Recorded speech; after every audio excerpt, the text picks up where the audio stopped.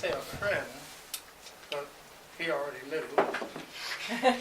But my mother, and when I told her, she already knew. So it was funny because I didn't think she knew what I was talking about. I said, I need to tell you something. I'm gay. And she said, what's the issue? I said, I'm a homosexual. She said, what's the issue? I'm attracted to men. She said, boy, what? Get to the issue. I was like, well, fine. If it's not an issue for you, it's not an issue for me. Coming out, unfortunately, I wasn't given that particular pleasure. There was an incident with a friend of my older brother's where he had asked me for a sexual favor, and because I declined, he went back and told my older brother that I had asked him, and that just crumbled an entire relationship within family walls, or an already dwindling one, to say, hey, you know what, this is me, and if you can't deal, then it's not really my problem. I have to live for me. I already have a story. I just came out. I just was out there. It's like, I never actually told nobody I was gay. Just everybody assumed, and they assumed right.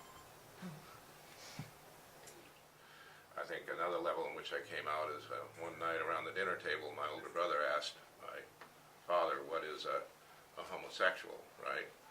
And all I know is I was just sitting there, and I turned about 44 shades of purple.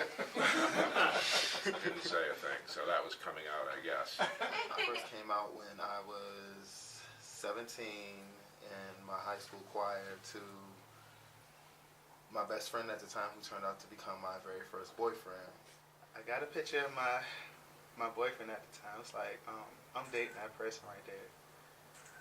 And my mom said, where you get that picture from? Out of your shoebox that you got all that other stuff. I was like, so you already knew? My closest friends growing up, he and I went to middle school and high school and college together.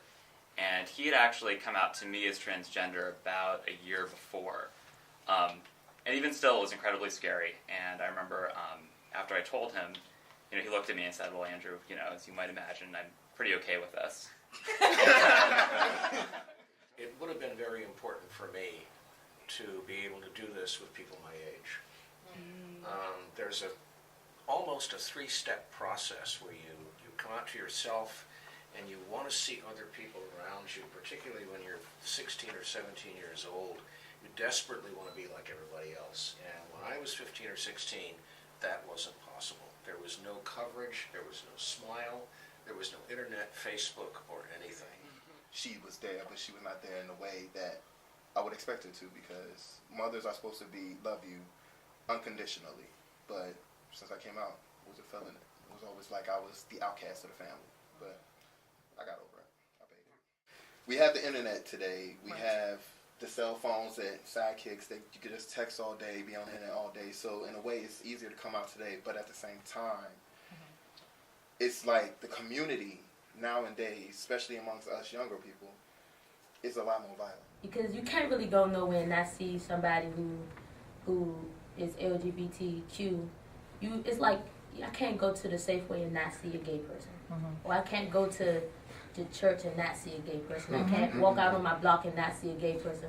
Today, it's more of a, as Perry was saying, an acceptance, and more people are getting into their acceptance. And so it's like it's easier to come out, but it's also like that fear of, am I going to make myself a target? I do notice that I spend a lot of my time now in communities which are not only open about sexuality, but open about a lot of different things. Because even if you, even in certain communities that might be LGBT identified, there's certainly limitations about who you can be. Right? A study that came out at the end of last year showed that the average age that the youth became aware of their sexual orientation is age 10. For youth who are heterosexual, this is just a reinforcement of everything they've ever been told about the person they'll grow up to be. But for youth who are lesbian, gay, bisexual, and transgender, it's the beginning of all of these questions, like how will my family react? How will my friends react? We also know that on average, youth are coming out at age 12 now from that same study, which I think to a lot of people sounds almost impossibly young.